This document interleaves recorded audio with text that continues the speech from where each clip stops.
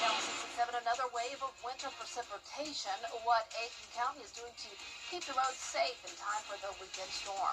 And Minnesota ICE agent involved shootings. We'll hear from Senator John Ossoff of Georgia on the recent incidents. As your news at 7 starts now. Live from Television Park, this is WJBF News Channel 6 at 7.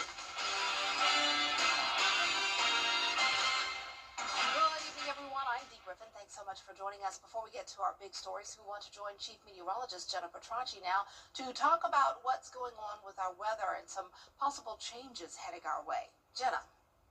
That's right, Dee. So we definitely have another interesting weekend in store. We have a third threat of winter weather for the third weekend in a row, and we're going to be talking all about that coming up in the full forecast. But in the meantime, this is our Terry Lambert Hyundai Skyview Cam showing quiet weather for now in Aiken and all across the CSRA. It's just going to be another bitter cold night. This morning we started out at 27 degrees, then we climbed to 53 in the afternoon, so definitely warmer, but still below average. And currently we're in the 40s, 45 in Augusta, 44 in Thompson.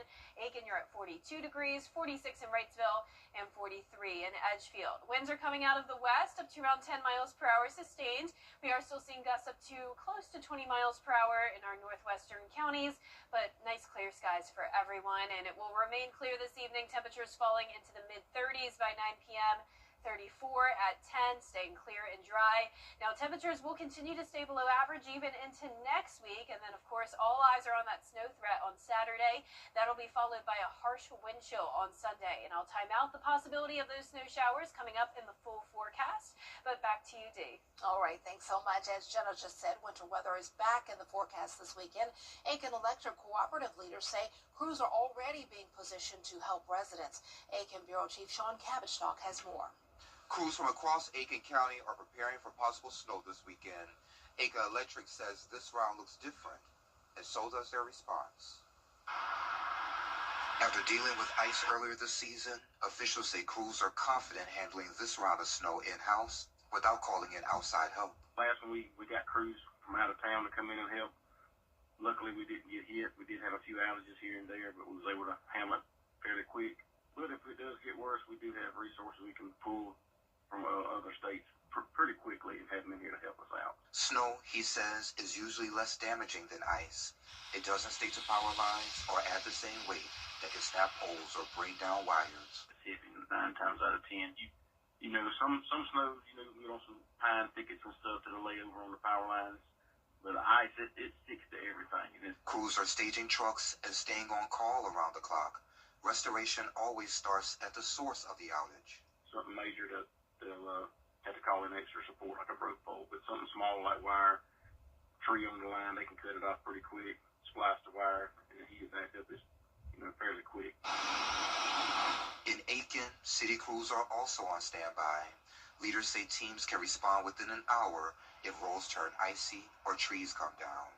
Priority routes include the hospital, fire stations, bridges, and known trouble spots. Our engineering and utility staff will have salt available, backhoes. Our public services staff will have grapple trucks in case we have to move trees, bucket trucks in case we have to cut trees, things of that nature. Aiken Electric says be patient if outages happen. You can help the grid by conserving power. They say set your thermostat to 68 degrees or lower during the cold stretch. In Aiken, I'm Aiken Bureau Chief Sean Cabbage, WJBF News Channel 6. When those temperatures drop, the pipes in your home need to be protected. The water in your pipes expand as it freezes, possibly causing them to burst. The areas most at risk are unheated interior spaces like garages, crawl spaces, or basements and attics. To prevent bursting, you should insulate all exposed pipes outside and those inside spaces.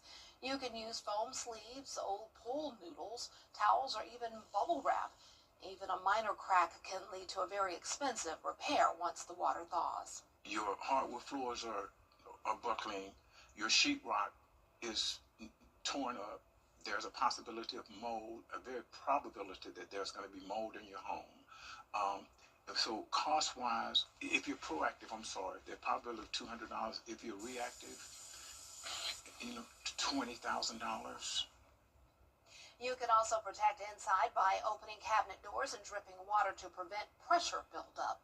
A local organization is working on a project to honor a civil rights champion, and they're working on doing that in downtown Augusta. Global Race Unity Incorporated says it's their goal to bring a statue and garden to Broad Street to honor Dr. Martin Luther King Jr.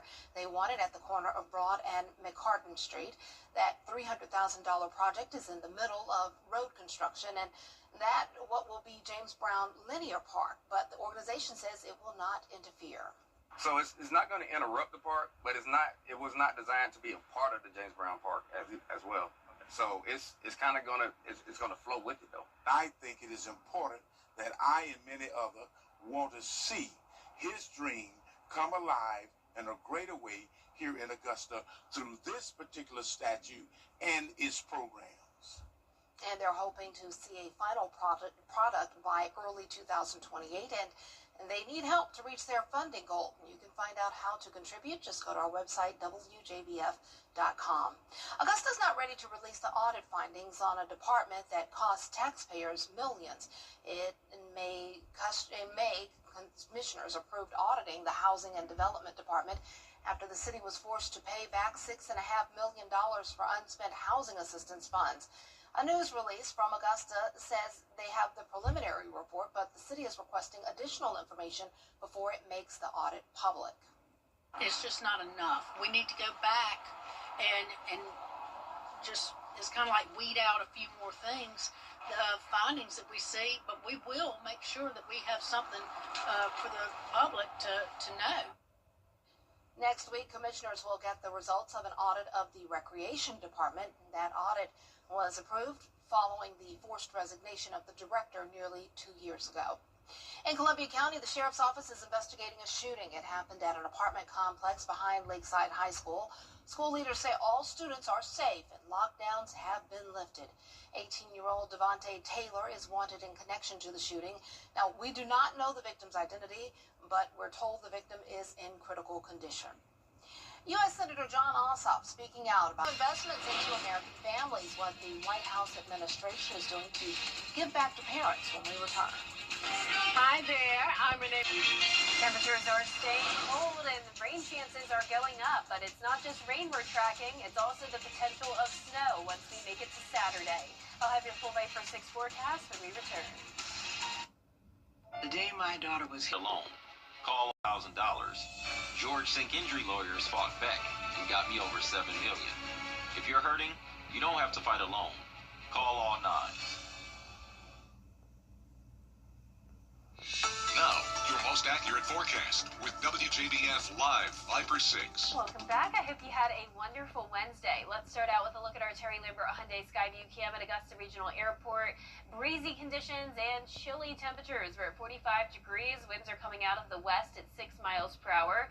Gusts up to around 15, and dew points are in the teens as well. We have some dry air in place with cold temperatures across the board, low to mid 40s for all of us. Here's our satellite and radar showing high pressure and control though, so this will keep the weather relatively quiet over the next couple of days. Low temperatures tonight will be right back to where they were last night in the low to upper 20s. This will be a hard freeze, so be sure to protect the pipes once again. High temperatures tomorrow will be in the mid to upper 40s, some of us getting to around 50 degrees. We'll also see some more clouds moving in throughout the day tomorrow, so starting out clear, then becoming mostly cloudy as we get into the afternoon with much lighter winds. But let's go ahead and jump ahead to Saturday, as I know this is what you are all wondering. Are we going to see snow? Well, this is still subject to change, but as of now, I'm going with around a 60% chance of snow in Saluda, Edgefield, Aiken counties, a 40 to 50% chance across the central CSRA, including Augusta, Evans, Waynesboro, and then much lower chances in our southwestern counties. So this is the next big thing this weekend. We're tracking this upper level low, which will have a direct effect on this surface low that's going to develop in the coast. This is going to move up the east coast, and that will determine the impacts we see. So if this surface low gets closer to the east coast, then we will see more impacts, and it all depends on, once again, this upper level low driving it. As of now, track number 2 looks the most likely, which means snow is possible. It's not guaranteed, but it's also not unlikely. But once again, this is a changing forecast. Friday starts out dry, and we'll actually have a warm front lift to the north of us, warming us into the 50s throughout the day. So no chance of snow Friday evening. We're just going to see some rain move in. There is the possibility that some of that rain could change over to snow in our far northern counties. You can see that pink color there indicating that rain-snow mix. That pink is not indicating ice or sleet, so this is not an ice or sleet event. This is just rain and snow. Saturday morning, snow becomes more likely, and then especially as we get into the afternoon and evening when temperatures begin to fall, and so will the road temperatures, and that will mean we will have a higher chance of some of this snow sticking to the ground as we get into Saturday evening. Now by Sunday we will dry out, but there will still be some snow lingering until we get into Sunday afternoon. That's when it will finally start to melt away. Here's a closer look. Saturday at midnight, not seeing much going on. Most of Saturday morning should be okay, but as we go into mid-morning into the afternoon, that's when the CSRA has a decent chance of those snow showers. But once again, it's all based off the temperatures, and we have a higher chance of those below freezing temperatures in the 20s as we get to Saturday night and then into early Sunday morning. Possible snow lingering in our South Carolina counties, but then we're switching over to that significant wind chill. Sunday morning will be down to the single digits. Here's your Futurecast wind chill Sunday at 7 a.m. It's going to be bitter cold, and that 10-day forecast is showing the temperatures staying chilly as we go into next week with slight rain chances by Wednesday through Friday. Now back to you, Dee. All right, thanks so much. New dietary guidelines came out this month, and local doctors are reacting. The food pyramid was flipped with meat at the top and whole grains at the bottom. The recommendation is including a high-protein diet, healthy fats, limiting highly processed foods and alcohol, and eating lots of fruit and vegetables. Current recommendation is about 9 fruits and vegetables a day, and then whole grains. So whole grains are going to be filling us. They're going to also help us with not having sugar problems, because it's going to help process that sugar in our body by having that fiber there. Doctors also say that we should still be careful with certain dyes and ingredients, especially with products that children eat. Coming up, a Savannah family turns heartbreak into action. How the Darren Lewis Saving Lives Act could put new limits on high-speed police chases. What I would say to any of the local... The Red Cross needs your help with potential blood shortages this winter. Blood donations are crucial for surgeries or medical emergencies. The Red Cross says someone needs blood every 2 seconds. You'll be in the chair for about 10 minutes. There is a brief moment of discomfort when the needle goes in your arm, but I mean, it's not painful. And the most important thing is you're helping save lives. It's one of the most altruistic things you can do is roll up a sleeve, come in, donate a unit of blood, and help save lives to someone you're never going to meet. You never know when one could be a family member, a colleague, a friend, or yourself who may be in need of a blood transfusion, and we need to keep the blood supply as full as possible. You can schedule an appointment online and use the app to track where your blood ends up. It is typically distributed to local hospitals. Well, coming up, an iconic Valentine's Day candy is getting an upgrade. We'll have the story after this break. At Science Co., our employee... The staple candy Sweethearts is back with new phrases that echo the realities of love in this economy. The chalky conversation hearts are reshaping romance with sayings like share login, split rent, and cook for 2. They do still have the classic phrases.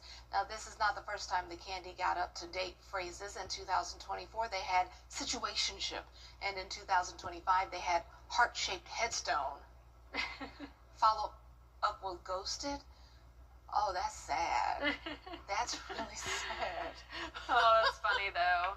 Are you a fan of the Sweethearts? I used to. It's been years. I was just thinking, when was the last time I had those? Yeah. It's been years and years and years. But I used to like them when I was a kid. Yeah, me too. Always a fun treat. Valentine's Day in elementary school, getting the Sweethearts and all that, making cards. Yeah, I miss when my son was in elementary school. I'd get the little packets and put them in his box. They used to do the boxes. I do miss that when he was little. Yeah, little mailboxes. Yeah. That was fun. Well, our 10-day forecast showing some really cold temperatures, especially once we get to Saturday, a high of only 36, and that will likely happen in the morning. And then we drop to 15 Saturday night into Sunday. Of course, we're also watching for the possibility of snow on Saturday. As of now, we're at a 60% chance. Just rain expected on Friday, and then next week staying pretty chilly, Dee. I wonder if teenagers will wear coats this weekend. They need to. That's for sure. They probably still won't. Have a good night, everybody.